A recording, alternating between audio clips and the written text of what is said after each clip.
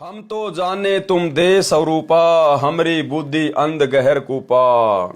कल्प करे और मन में रोवे, दसों दिशा को वो मग जो है। यानी बाढ़ देख रहा है कि परमात्मा कब आ जाए, कहाँ से आ जाए। मन में तरह तरह की कल्पनाएं कर रहा है, रो रहा है। बेग मिलो करहूं अपगाता, बेग मिलो यानी परमात्मा जल्दी मिलो, नहीं तो करूं अपगाता, नहीं तो आत्महत्या करूंगा। मैं ना जीऊं सुनो विधाता। जब धर्मदास जी बांधवगढ़ पहुंचा उस समय बहुत रो रहा था। घर में प्रवेश करके मुंह के बल गिरकर फूट फूट कर रोने लगा। उसकी पत्नी का नाम आमिनी देवी था। अपने पति को रोते देखकर तथा समय से पहले वापस लौटा देखकर मन मन में विचार किया कि लगता है भगत जी को किसी ने लूट लिया है, धन न रहने के कारण वापस लौट आया है। धर्मदास जी के पास बैठकर अपने हाथों से आंसू पोंछती हुई बोली, क्यों कच्चा मन कर रहे हो? कोई बात नहीं, किसी ने आपकी यात्रा का धन लूट लिया, आपके पास धन की कमी थोड़े है, और ले जाना।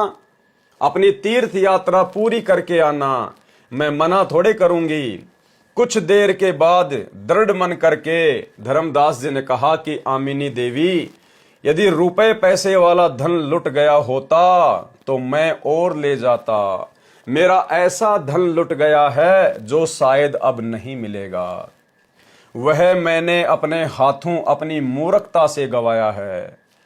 जिंदा महात्मा से हुई सर्व ज्ञान चर्चा तथा जिंदा बाबा से सुनी सृष्टि रचना आमिनी देवी को सुनाया।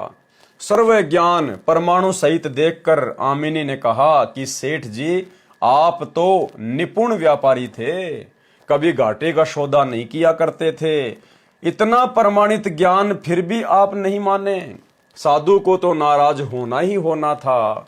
कितनी बार आपको मिले, बच्चे की तरह समझाया, आपने उस दाता को क्यों ठुकराया? धर्मदास ने कहा, आमिनी, जीवन में पहली बार हानि का सौदा किया है। ये हानि अब पूर्ति नहीं हो पावेगी। वह धन नहीं मिला तो मैं जीवित नहीं रह पाऊंगा। 6 महीने तक परमेश्वर जिंदा नहीं आए। धर्मदास रो रो कर अकुलाए, खाना नामात्र रह गया। दिन में कई कई बार घंटों रोना, शरीर सूख कर काटा हो गया। एक दिन धर्मदास जी से आमिनी देवी ने पूछा कि हे स्वामी, आपकी ये हालत मुझसे देखी नहीं जा रही है, आप विश्वास रखो, जब 6 बार आए हैं तो अब की बार भी आएंगे। धर्मदास ने कहा कि इतना समय पहले कभी नहीं लगाया, लगता है मुझ पापी से बहुत नाराज हो गए हैं। बात भी नाराजगी की है क्योंकि मैं महामूर्ख हूं। क्या कहा भाई और बहनों धर्मदास जी ने? क्योंकि धर्मदास जी को परमात्मा बार बार प्रकट होकर समझा रहे थे, बार बार प्रकट होकर एक बच्चे की तरह प्यार से समझा रहे थे। लेकिन बीच बीच में धर्मदास अपना वही पुराना ज्ञान अड़ा दिया करता था और परमात्मा की बात को नहीं मानता था, इसलिए परमात्मा अंतर ध्यान हो जाया करते थे। धर्मदास ने कहा कि इतना समय पहले कभी नहीं लगाया, यानी 6 महीने हो गए। पहले तो कभी 4 दिन में आते थे, कभी 5 दिन में आते थे, अब तो 6 महीने हो गए। अब की बार तो बहुत ही ज्यादा समय लगा दिया, लगता है मुझ पापी से बहुत नाराज हो गए हैं। भाई और बहनों, ठीक यही स्थिति वर्तमान में उसी जिंदा कबीर सतगुरु रामपाल जी परमेश्वर जी की है। सन 1994 से परमात्मा ने आप और हम नीच आत्माओं को प्यार से समझाने में, प्रमाण दे देकर समझाने में, उन्होंने अपना दिन का चैन नहीं देखा, रातों की नींद नहीं देखी, दुनिया की गालियां नहीं देखी। उन्होंने आप और हमारे तक ये अमृत ज्ञान पहुंचाया। 21 महीने परमात्मा ने रोहतक जेल में वो घोर यातनाएं सही जिनको कहा भी नहीं जा सकता। रिमांड के दौरान उनकी छाती के बाल तक उखाड़ लिए गए थे, पूरी जेल में उनसे झाड़ू लगवाई जाती थी। उसके बाद भी परमात्मा ने अपना संघर्ष कम नहीं किया, लगातार जारी रखा, पहले से कहीं ज्यादा। बहुत समझाया परमेश्वर ने, हमारी अनेकों गलतियों को माफ किया। उसके बाद भी बरवाला कांड जैसी घटना को भक्तों की मूर्खतापूर्ण बातों ने जन्म दे दिया। सतलोक आश्रम मैनेजमेंट हरियाणा के मनमाने आचरण ने बरवाला कांड को जन्म दिया और अब वो परमेश्वर पिछले 10 वर्षों से हिसार की जेल में बैठा हुआ है, बाहर आने का नाम नहीं ले रहा। क्यों? क्योंकि परमेश्वर भक्तों से नाराज है। आज भी उनके 90% भगत जो सतलोक आश्रमों से जुड़े हुए हैं उसी प्रकार से भेड़ चाल में चल रहे हैं, उसी प्रकार से गांधारी की तरह आंखों पे काली पट्टी बांध के चल रहे हैं, ज्ञान को बिल्कुल भी आधार नहीं बना रहे हैं। यही कारण है कि सतगुरु रामपाल जी भगवान इतने लंबे समय से अपने भक्तों के बीच में नहीं आ रहे। अन्यथा ये परमात्मा अबंध है, समर्थ है, इसको कोई बांध के नहीं रख सकता। हम नित्य नियम में पढ़ते हैं, गरीब ऐसा सतगुरु हम मिल्या, बेपरवाह अबंध परम हंस पूर्ण पुरुष रोम रोम रविचंद। ये अबंध परमात्मा है, इसको कोई बांध के नहीं रख सकता। लेकिन परमेश्वर हम भक्तों की अज्ञानता, नादानी और मूर्खता को देखकर जानबूझकर इसार जेल से बाहर नहीं आ रहे, क्योंकि जितना मूर्ख भगवान हमें 2014 में छोड़कर गए थे उससे कहीं ज्यादा मूर्खता संगत ने ये राजनीतियां कर करके रक्तदान, दे दान, कुपात्रों को ज्योति पाठ का पैसा देना, स्टेडियम बनवाना, कबड्डी के मैच खिलवाना, भक्तों को मजदूर बना देना, घर घर आश्रम होने के बावजूद इन फर्जी आश्रमों में भक्तों का पैसा बर्बाद करवाना, गुंडों की सीबीआई जांच करवाना, समाज वालों को चंदे के रूप में भक्तों का दान का पैसा देना, उनके कर्म फुड़वाना, आरक्षणों में संगत को बैठाना, रैलियों में, धरनों में, प्रदर्शनों में बेचारी संगत का गोबर निकाल के रख दिया इन्होंने। तो परमात्मा देख रहा है कि इन मूर्खों को जिस मूर्खता की सीमा पर मैं छोड़ के आया था ये तो उससे भी कहीं 4 कदम आगे बढ़ गए। तो क्या करूंगा ऐसे मूर्खों के अंदर जाके? बड़ी मुश्किल से तो यहां आके बैठा हूं, यहां भी मुझे चैन नहीं लेने दे रहे। बाहर आ गया तो फिर से इसी प्रकार से मनमाना आचरण करके कोई नया कांड करवा के मुझे फिर से जेल में भिजवा देंगे। इसलिए परमेश्वर भक्तों की नादानी और मूर्खता को देखते हुए बाहर नहीं आ रहा। और ये मैं नहीं कह रहा भाई और बहनों, सतलोक आश्रम मैनेजमेंट हरियाणा ही कह रहा है कि परमात्मा बाहर क्यों नहीं आ रहे। एक भगत जो हिसार की जेल में था, गुरुदेव के पास में था, जैसे ही वो जेल से बाहर जमानत पर आया, सतलोक आश्रम वाले 1.5 फुट का डंडा पकड़ के उसके मुंह से लगा के पूछने लगे, आप कहां थे? मैं हिसार जेल में था। क्या वहां भी मंत्र करते हैं? हाँ, वहां भी सब लोग मंत्र करते हैं, गुरुजी भी मंत्र करते हैं, मैं गुरुजी के पास में रहा करता था, गुरुजी से मिला करता था। तो कोई ऐसी बात जो आपने गुरुजी से पूछी हो क्या हमारे दर्शकों को बताना चाहेंगे? तो जेल से आए हुए भगत ने कहा कि विशेष बात तो क्या है, मैंने एक बार गुरुजी से पूछा था कि गुरुजी आप बाहर कब आओगे? तो गुरुजी ने कहा कि बेटा मैं क्या करूंगा बाहर आके, मैं तो यहीं ठीक हूं, तुम जाओ। गुरुदेव ने कहा कि बेटा मैं क्या करूंगा बाहर आके, मैं यही ठीक हूं, तुम जाओ।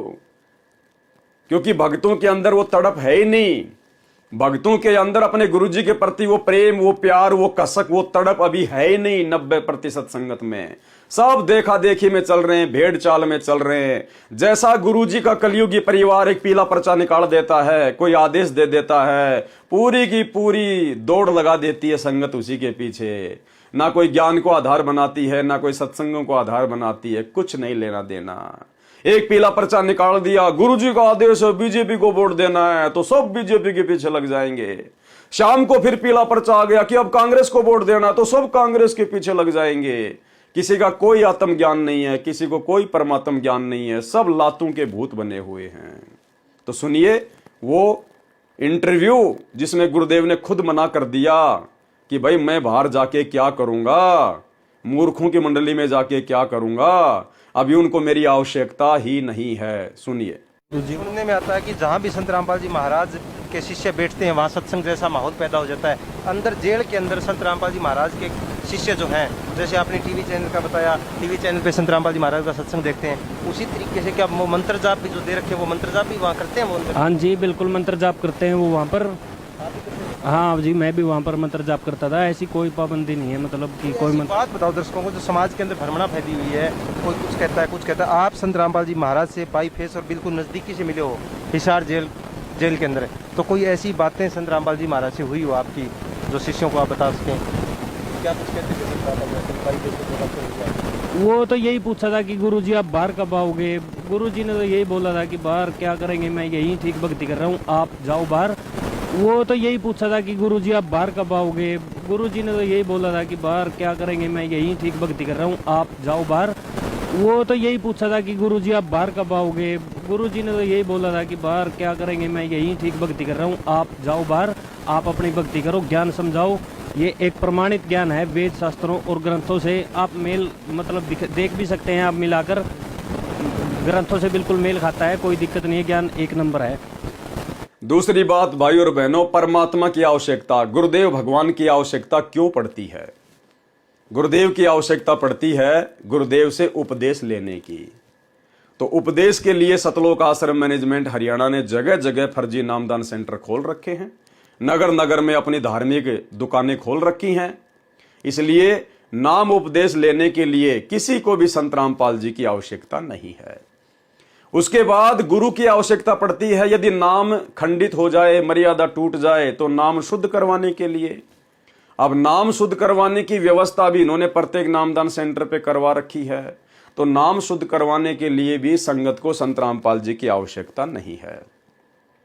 उसके बाद संगत को आवश्यकता पड़ती है अपने गुरु की सतनाम लेने के लिए।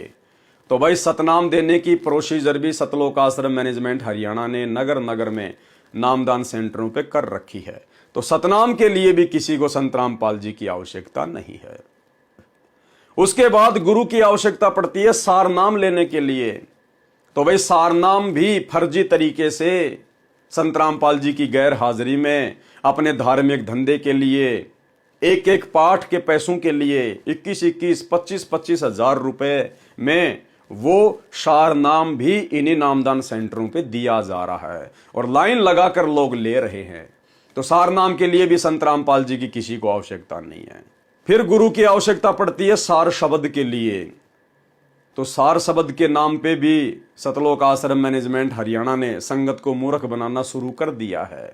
1-1 लाख रुपए में सार शब्द को आलू टमाटर की तरह बांटा जा रहा है। तो भाई सार शब्द के लिए भी संत रामपाल जी के भक्तों को उनकी आवश्यकता नहीं है। उसके बाद गुरु की आवश्यकता पड़ती है ज्योति पाठ और दान करने के लिए। तो भाई सतलोक आश्रमों में नामदान सेंटरों पे आप जी जाकर दान भी कर सकते हैं, आप ज्योति के पैसे भी दे सकते हैं, आप जी पाठ प्रकाश के पैसे भी दे सकते हैं। तो भाई दान धर्म करने के लिए भी संगत को संत रामपाल जी की बिल्कुल आवश्यकता नहीं है। उसके बाद गुरु की आवश्यकता पड़ती है आशीर्वाद के लिए। तो भाई आशीर्वाद ये लोग जो है साधना टीवी चैनल पर सत्संग के बाद में संत रामपाल जी का सबको दिलवा देते हैं। तो अब आशीर्वाद के लिए भी संगत को संत रामपाल जी की कोई आवश्यकता नहीं है। उसके बाद गुरु की आवश्यकता पड़ती है यदि हमने गुरु जी से कोई प्रार्थना करनी हो, कोई अपना संदेशा गुरु जी को बताना हो, तो भाई सतलोक आश्रम की तरफ से 4-5 नंबर संगत में वायरल कर रखे हैं कि जिसने भी अपनी प्रार्थना लिखवानी है इन नंबरों पे लिखवा दो। तो भाई प्रार्थना के लिए भी, विनती के लिए, अर्ज करने के लिए भी संगत को संत रामपाल जी की कोई आवश्यकता नहीं है। तो बताओ फिर संत रामपाल जी सार जेल से बाहर क्यों आएंगे? अरे जब संगत को अपने गुरु की कोई आवश्यकता ही नहीं है तो गुरु इतना मूर्ख है क्या जो गुरु आएगा बाहर? क्यों आएगा गुरु? जब संगत को प्यास ही नहीं है, भक्ति की भूख ही नहीं है, गुरु दर्शनों की कोई तड़प ही नहीं है, तो क्यों आएंगे गुरु बाहर? सारे काम तो गुरु भाई कर रहे हैं। तो संत रामपाल जी को हिसार जेल से बाहर आने की भला क्या आवश्यकता पड़ गई? इसलिए गुरुदेव भगवान ने उस भगत को कहा कि बेटा मैं क्या करूंगा बाहर जाके, मैं यही ठीक हूं, तू जा। क्योंकि गुरुदेव को पता है कि जगह जगह गुरु बन के बैठे हैं। पहले तो कमाल एक ही गुरु था, अब तो जगह जगह कोई 500-600 गुरु बन के बैठ गए, जगह जगह नामदान सेंटर खोल दिए। एक एक नामदान सेंटर पे सप्ताह में 4 या 5 भगत अपनी सेवा दे रहे हैं। 500 नामदान केंद्र, और कम से कम उन 500 नामदान केंद्रों पर 2000 लोग नाम दीक्षा देने वाले सतगुरु बैठे हैं। तो बताओ फिर जब 2000 सतगुरु ऑलरेडी संगत में हैं, जगह जगह अपना काम कर रहे हैं, तो बताओ फिर गुरु जी को हिसार जेल से बाहर निकलने की क्या आवश्यकता है? एक सतगुरु तो जेल में भी चाहिए भाई, इसलिए परमात्मा वहां बैठा हुआ है। तो भाई और बहनों, वर्तमान में संगत ने जो मूर्खता दिखाई है ना, 650 साल पहले भी शायद नहीं दिखाई होगी। इसलिए परमात्मा हिसार जेल से बाहर आने में इतनी देर कर रहे हैं।